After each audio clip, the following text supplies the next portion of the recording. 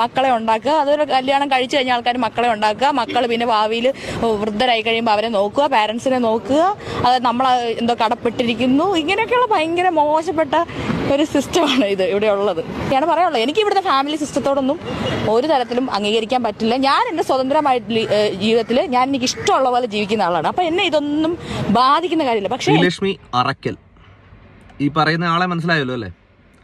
ഈ അറക്കൽ എന്ന് പറയുന്നത് നിന്റെ കുടുംബ പേരായിരിക്കുമല്ലോ. കുടുംബത്തിൽ ജനിച്ചത് കൊണ്ടാണല്ലോ ആ കുടുംബ പേര് നിന്റെ വാലിലേക്ക് ചേർക്കാൻ തോന്നിയത്. ഇല്ലെങ്കിൽ ശ്രീലക്ഷ്മി മാത്രം ഇട്ടുകൊണ്ട് നടക്കുക. കുടുംബത്തെ നിങ്ങൾക്ക് അത്രയധികം പുച്ഛമാണ്. ഫാമിലി എന്ന ഒരു സിസ്റ്റത്തെ തന്നെ നിങ്ങൾക്ക് ഇഷ്ടമല്ല. നിന്നെ പോലെയുള്ള ഇതുപോലെയുള്ള ഡയലോഗ് അടിക്കുക. ഈ പറയുന്ന ഈ വ്യക്തി കുറച്ച് നാളുകൾക്ക് മുമ്പ് വരെ ഏത് കോലത്തിൽ ഇരുന്ന് ഡയലോഗ് അടിച്ചുകൊണ്ടിരുന്ന ആളാണെന്ന് നിങ്ങളെ കണ്ടിട്ടുള്ളവർക്ക് മനസ്സിലാവുന്നതാണ്.